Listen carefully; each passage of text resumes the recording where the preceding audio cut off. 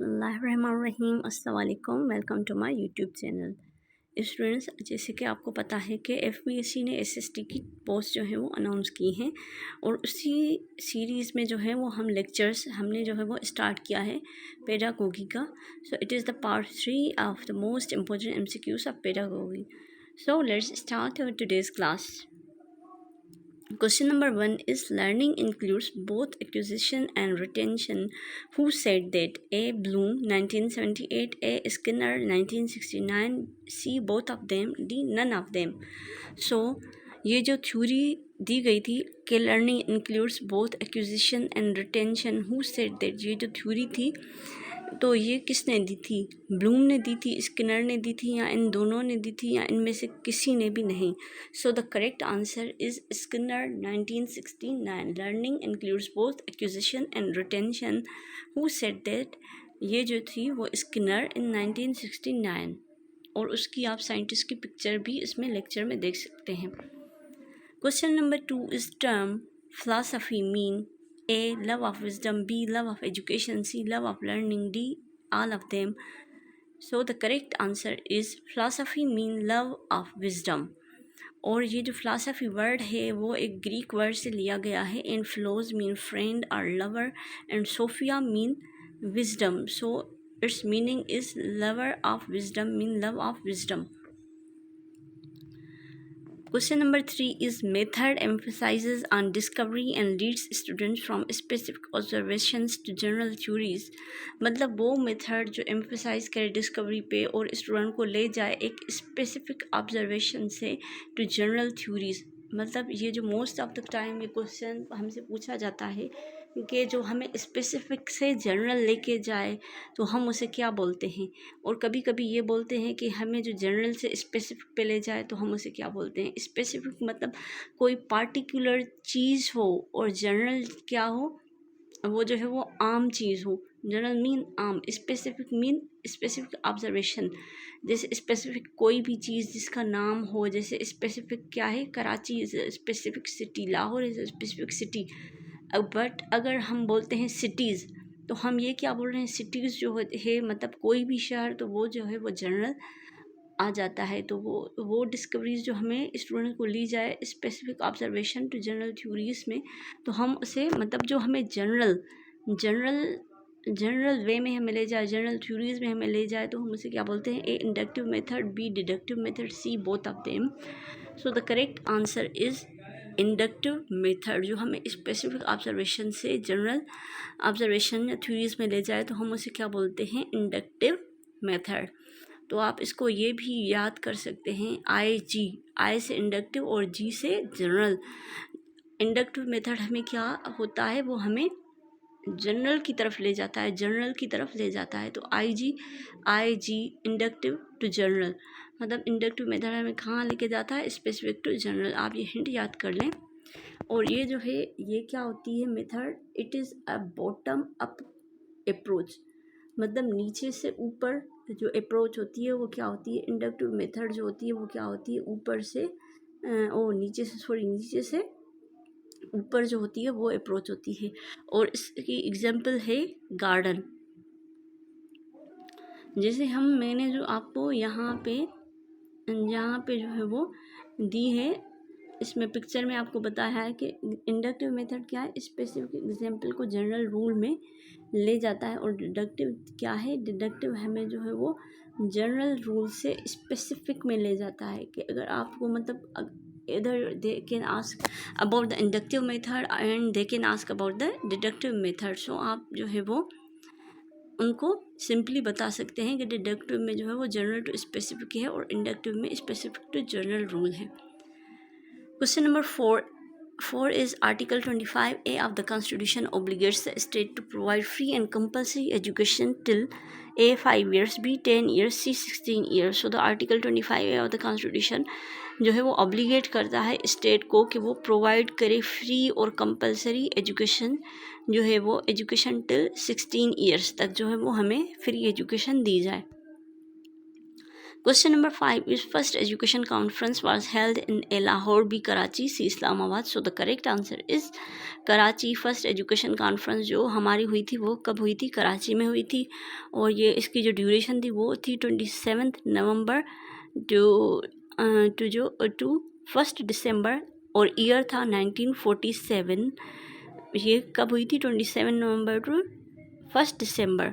आप ये डेट्स जो हैं वो याद कर लें, और ईयर 1947 अंडर सुपरविजन ऑफ कायदे आज़म मोहम्मद अली जिन्ना, और it was located in Karachi and chaired by mister Fazlur Rahman. अगर आपसे पूछा जाए तो वो चेयर किसने की थी फर्स्ट कॉन्फ्रेंस जो थी वो, तो chaired by mister Fazlur Rahman, जो उस वक्त के एजुकेशन के मिनिस्टर थे।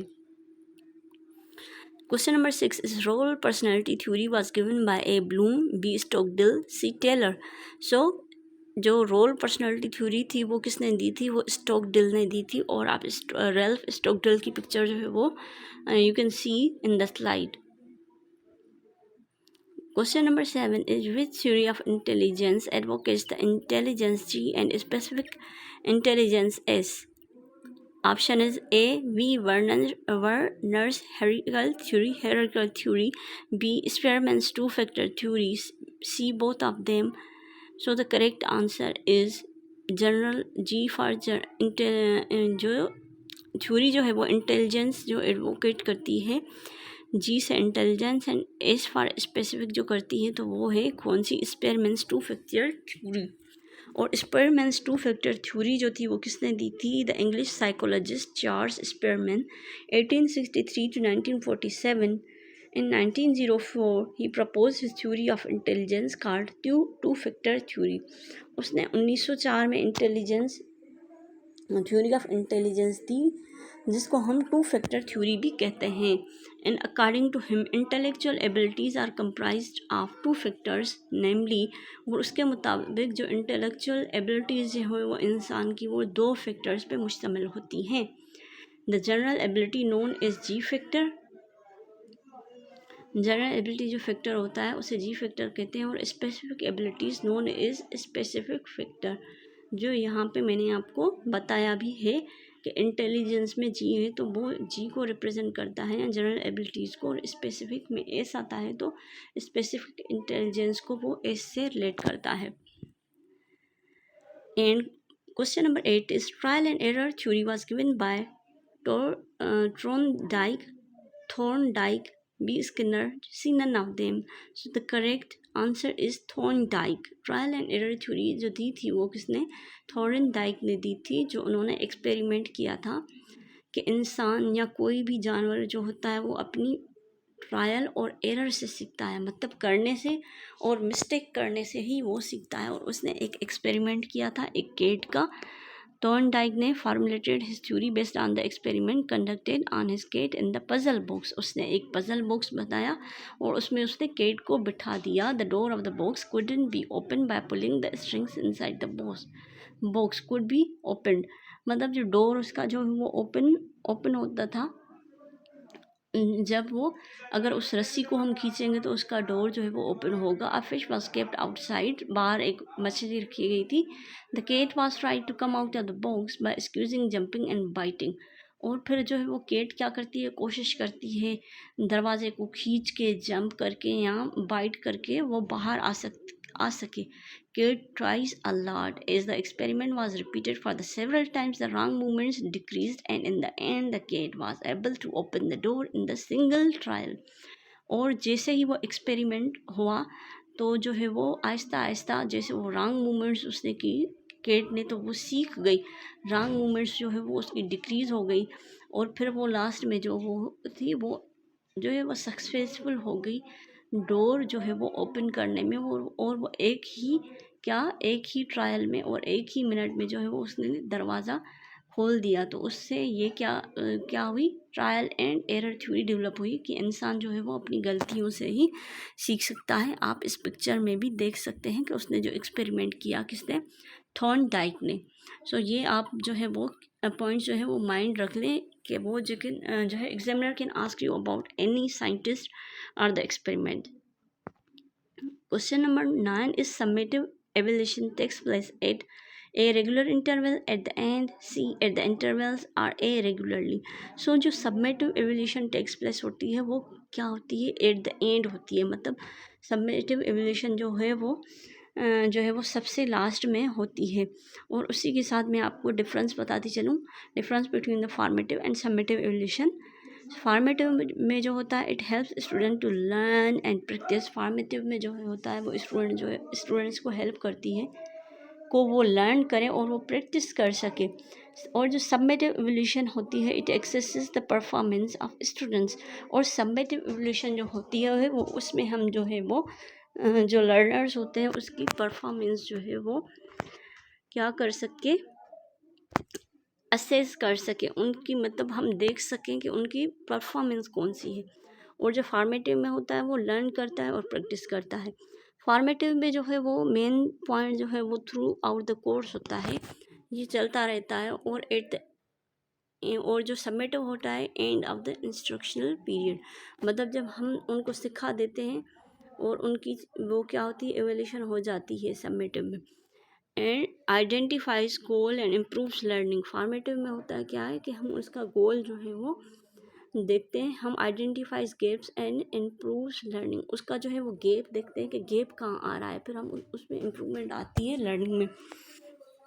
और जो सबमिटिव होता है collect evidence of student knowledge and skill, और इसमें जो होती है एट द एंड जो है वो स्टूडेंट की नॉलेज और स्किल्स को जो है वो चेक करते हैं और कलेक्ट करते हैं। फॉर्मेटिव जो होता है वो फोकसेस ऑन द प्रोसेस, वो पूरे प्रोसेस पे फोकस करता है। And submissive focuses on the end result, जो इसकी एंड रिजल्ट होती है उस पर फोकस करता है। सो होपफुली आपको इसका डिफरेंस जो है वो की डिफरेंस समझ आ गया होगा between the formative and submissive.